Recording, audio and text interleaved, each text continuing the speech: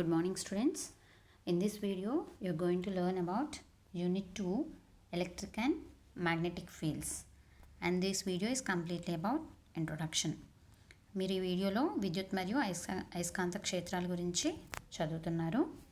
First 800 BCలో Greeks found the word magnetism. They came to know this from the fact that iron ores are attracted by magnetite stones. క్రీస్తు పూర్వం 800 అప్పుడు అయస్కాంత తత్వాన్ని గ్రీకులు కనుగొన్నారు. వాళ్ళు ఈ విషయాన్ని మ్యాగ్నెటైట్ అనే రాళ్లను ఇనపరజలను ఆకర్షించుకోవడం వల్ల తెలిసింది. సో ఫస్ట్ గ్రీక్స్ మ్యాగ్నెటైట్ అనే స్టోన్స్ అయోన్ ఓర్స్ని అట్రాక్ట్ చేసుకోవడం వల్ల వాళ్ళకి మ్యాగ్నెటిజం ఉంది అని చెప్పి తెలిసింది. ఫస్ట్ కనుక్కున్న వాళ్ళు. Next de Maricourt said that irrespective of the shape of the magnet, every magnet consists of two poles and also like poles repel each other and unlike poles attract each other. De Maricourt అనే అతను అయస్కాంతం దాని ఆకారంతో నిమిత్తం లేకుండా రెండు ధృవాలు కలిగి ఉంటాయి, సజాతి ధృవాలు వికర్షించుకుంటాయి, విజాతి ధృవాలు ఆకర్షించుకుంటాయి అని చెప్పారు. అంటే ఏదైనా ఒక మ్యాగ్నెట్ తీసుకున్నట్లయితే 2 పోల్స్ ఉంటాయి అని చెప్పుకుంటున్నాం. అంటే ఫస్ట్ చాప్టర్లో మనకి ఎలక్ట్రిక్ ఫీల్డ్స్లో 2 ఛార్జెస్ గురించి మాట్లాడుకుంటాం. అవి పాజిటివ్ అండ్ నెగిటివ్ ఛార్జెస్ అవి ఎలా ఉంటాయో సేమ్ అదేవిధంగా మ్యాగ్నెటిజంలో ఒక మ్యాగ్నెట్ తీసుకున్నట్లయితే దానికి 2 పోల్స్ ఉంటాయి. అవి మనకు తెలుసు కదా, north and south poles. Same వాటిలానే లైక్ పోల్స్ అనేవి రిపెల్ అవుతాయి, అన్లైక్ పోల్స్ అనేవి అట్రాక్ట్ అవుతాయి అని చెప్పిన అతను de Maricourt. And next William Gilbert. So different magnets తీసుకుని డిఫరెంట్ ఎక్స్పెరిమెంట్స్ చేసి at last he found that earth is a huge permanent magnet.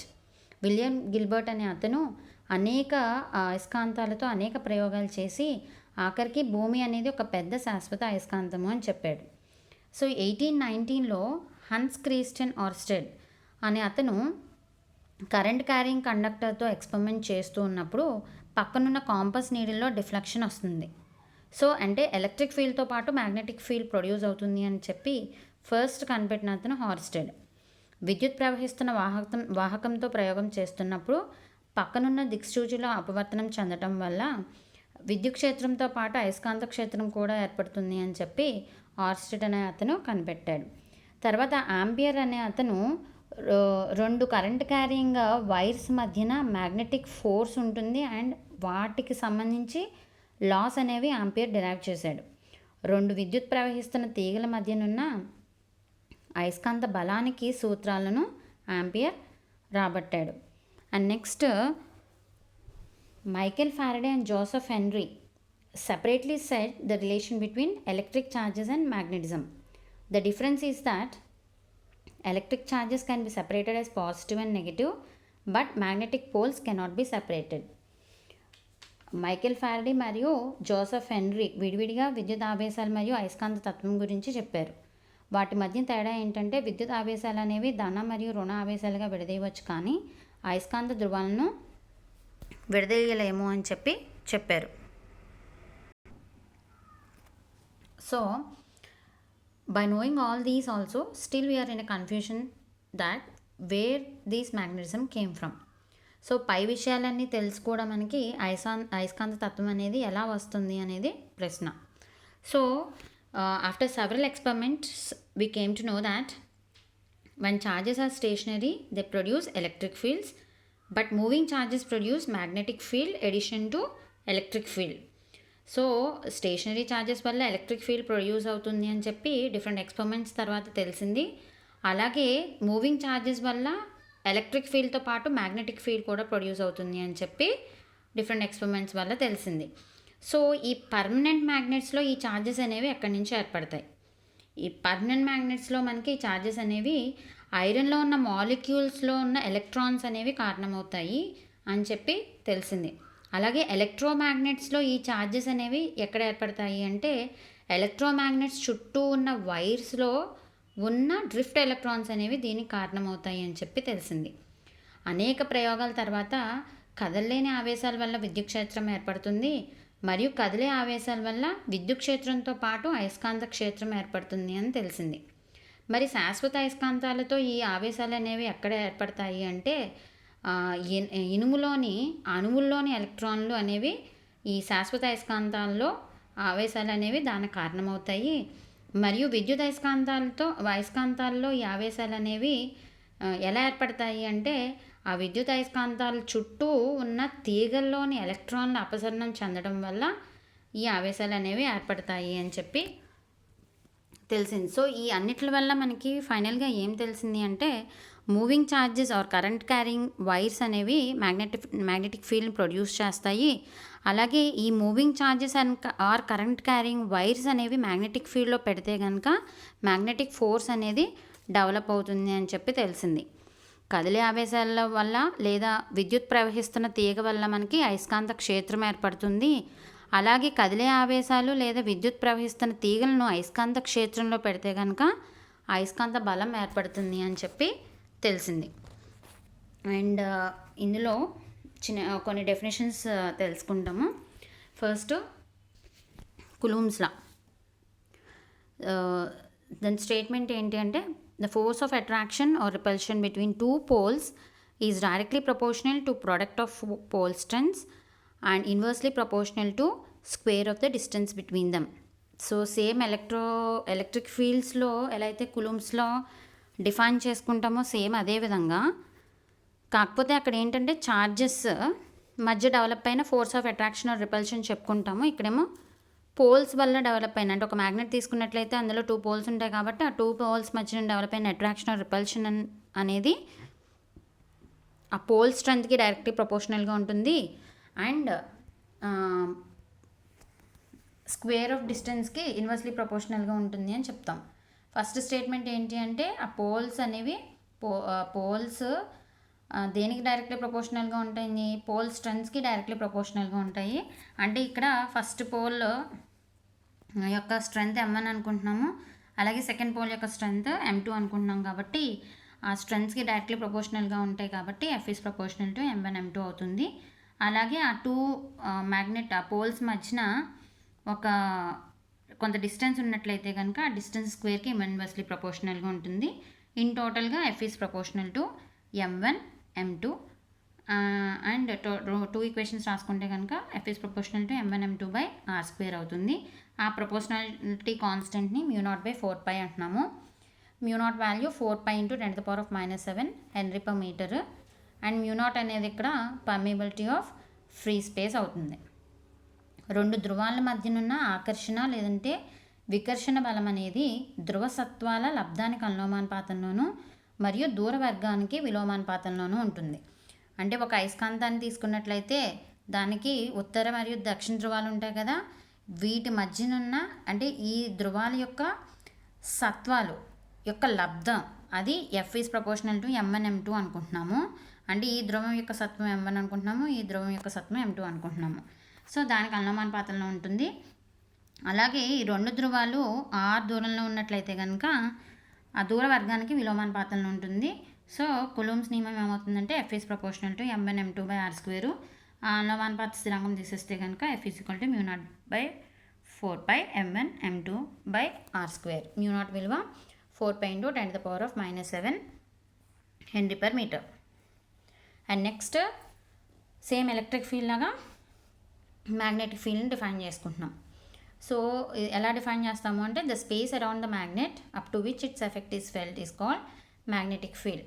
అయస్కాంతం చుట్టూ ఉన్న ప్రదేశం దాని ప్రాబల్యం ఎంతవరకు వ్యాపించి ఉంటుందో దాన్ని అయస్కాంత క్షేత్రం అంటాం.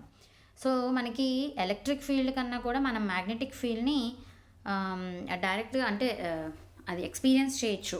అంటే ఒక మ్యాగ్నెట్ తీసుకుని ఒక పిన్ తీసుకుని దానికి దగ్గరగా తీసుకెళ్ళినా దూరంగా తీసుకెళ్ళినా దగ్గరగా ఎంతవరకు ఏ రీజియన్ వరకు దాని ఎఫెక్ట్ ఉంటుందో తెలుస్తుంది. కాబట్టి దాన్ని మ్యాగ్నెటిక్ ఫీల్డ్ అంటున్నాం. And next magnetic field intensity. So దీన్ని ఎలా డిఫైన్ చేస్తున్నాము? అక్కడ ఎలక్ట్రిక్ ఫీల్డ్ ఇంటెన్సిటీ సేమ్ అదేవిధంగా ఇక్కడ మ్యాగ్నెటిక్ ఫీల్డ్ ఇంటెన్సిటీ దీన్ని హెచ్తో డినోట్ చేస్తాము. Force experienced by unit north pole placed at that point. అంటే ఫీల్డ్లో ఏ పాయింట్ దగ్గర అయితే మనం యూనిట్ నార్త్ పోల్ ప్లేస్ చేసామో ఆ యూనిట్ నార్త్ పోల్లో ఎక్స్పీరియన్స్ చేసే ఫోర్స్ని మనం మ్యాగ్నెటిక్ ఫీల్డ్ ఇంటెన్సిటీ అంటున్నాం. ప్రమాణ ఉత్తర ధ్రువం మీద పనిచేసే బలాన్ని అయస్కాంత క్షేత్ర తీవ్రత అంటున్నాము, దాన్ని హెచ్తో సూచిస్తున్నాము. సో దాని యొక్క దాన్ని మ్యాథమెటికల్గా force per pole strength m అనుకుంటున్నాం కదా. పోల్ స్ట్రెంత్ అంటే force experienced by unit north pole. And next మనం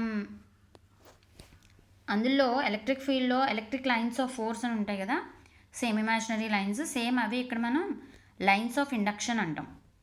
సో ఆ లైన్స్ ఆఫ్ ఇండక్షన్ అనేది మీరు ఆల్రెడీ ఇంటర్మీడియట్లో దాన్ని ప్రాక్టికల్గా కూడా చేస్తారు. ఒక మ్యాగ్నెట్ తీసుకుని దాని లైన్స్ ఆఫ్ ఇండక్షన్ గీస్తారు కదా.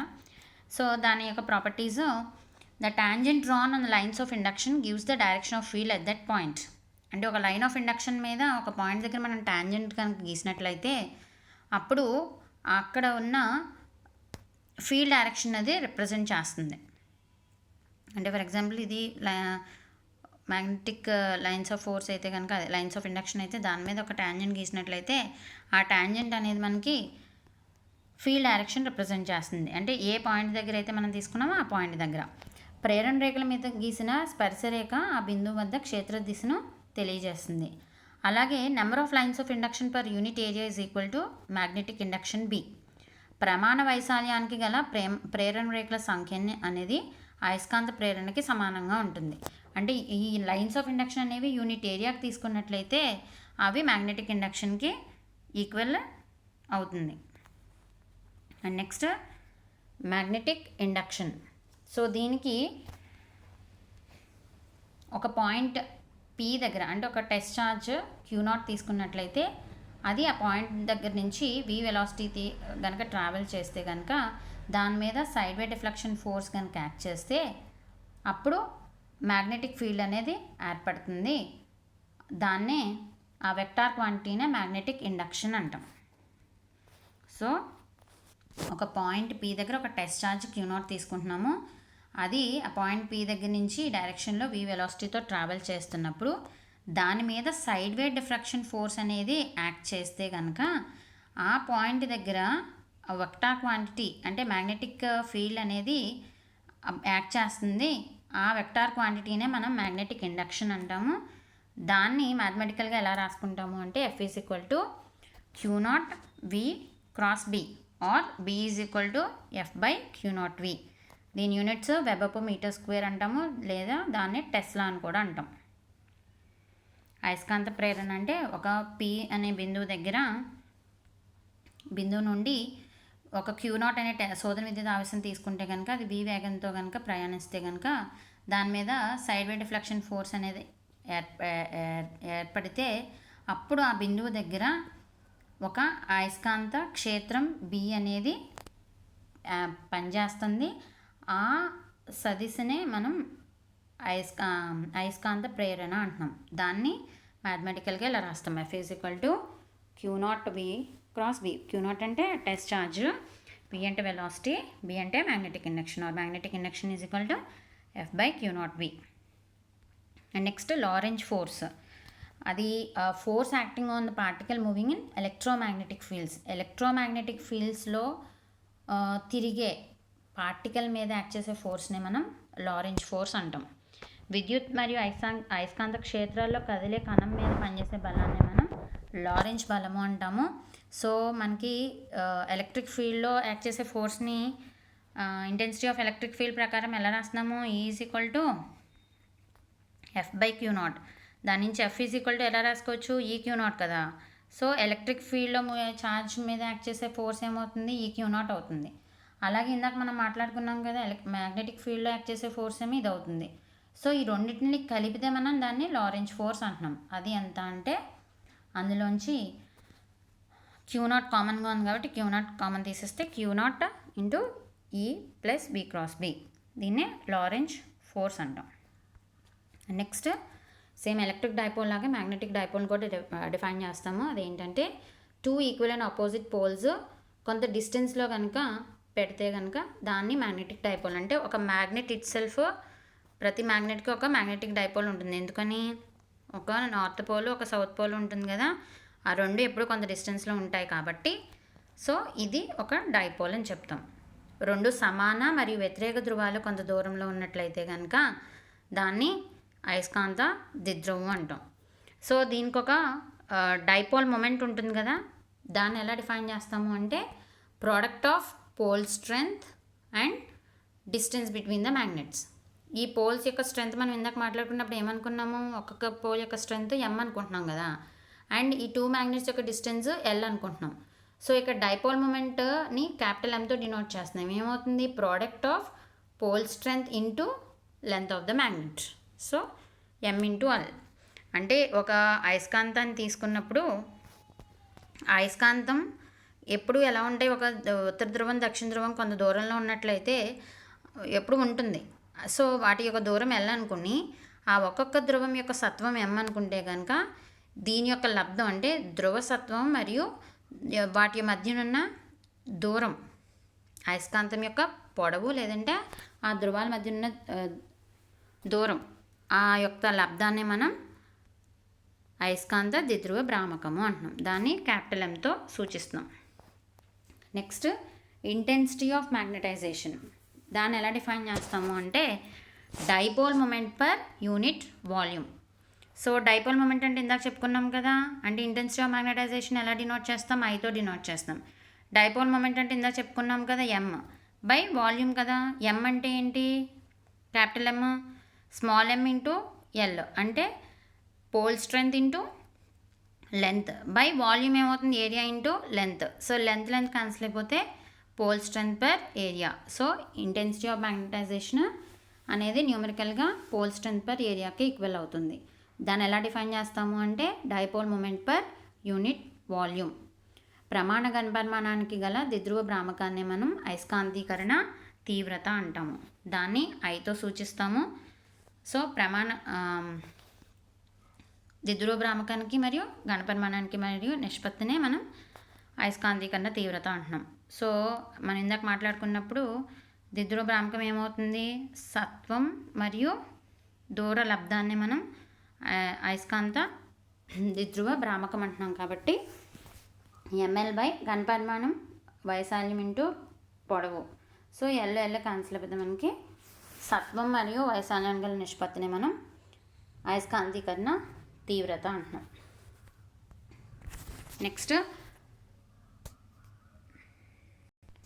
నెక్స్ట్ మ్యాగ్నెటిక్ ఫ్లక్స్ ఎలా డిఫైన్ చేస్తాము అంటే number of lines of induction passing through unit area. ప్రమాణ వైశాల్యానికి గల ప్రేరణ రేఖలనే మనం అయస్కాంత అభివాహము అంటున్నాం. సో దాన్ని ఎక్స్ప్లెయిన్ చేసుకోవడానికి ఏం చేస్తున్నాము అంటే ఒక క్లోజ్డ్ సర్ఫేస్ తీసుకుంటున్నాము. దాని యొక్క అందులో ఒక స్మాల్ ఏరియా ds కన్సిడర్ చేస్తున్నాము. ఆ ds డైరెక్షన్ ఇలా ఉంటుంది and magnetic induction value b డైరెక్షన్లో ఉంటుంది. ఆ రెండింటి మధ్యన యాంగిల్ తీటా అయితే కనుక ఈ స్మాల్ ఏరియాకున్న ఫ్లక్స్ ఎంత ఉంటుంది అంటే b.ds.